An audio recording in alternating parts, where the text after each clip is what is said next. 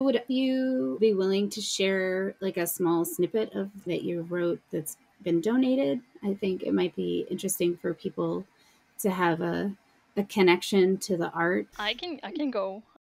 Hopefully, I'm not used to. I've never read from these yet, so I have two of them, and they, let me see if I can make it work. They actually have a like cover that flows one into the other, and it's true for the Oh, third one.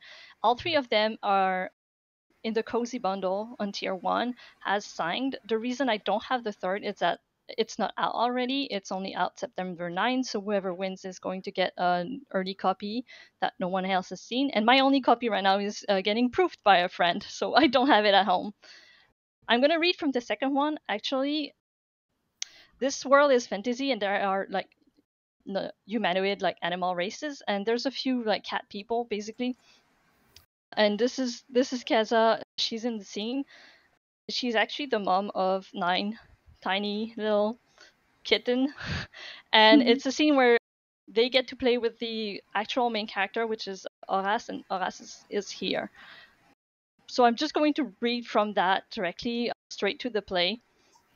And it should be fairly short.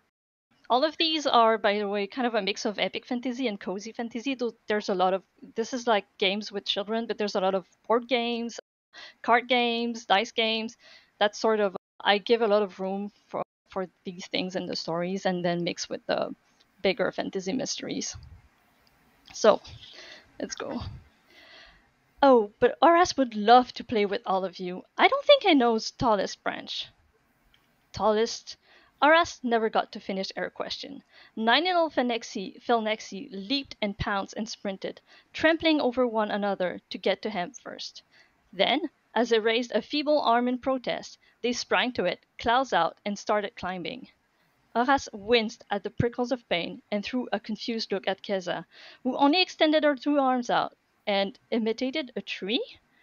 It followed suit as more and more of the little ones buried them under their onslaught, scaling her legs and chest and arm and head, pushing and pulling each other to be the one on top. It was in many ways a horribly painful experience, but the constant stream of laughs and victorious screams helped ease the discomfort. So did Keza's relaxed, half-lidded gaze as she watched, perched once more on a high ledge, and the subtle purr is sometimes caught amidst the chaos. It got into the game, playing her part as the tree. First, it leaned to one side, creating a new highest point with a raised hand, and enjoyed the panic scramble across her shoulders as the children tried to reach it. Later, it declared loudly, "Oh no, there's a lot of wind today," and shook first their arms, then their whole body, forcing them to cling or fall. They loved every minute of it, and so did Horace. And I'm just going to stop there.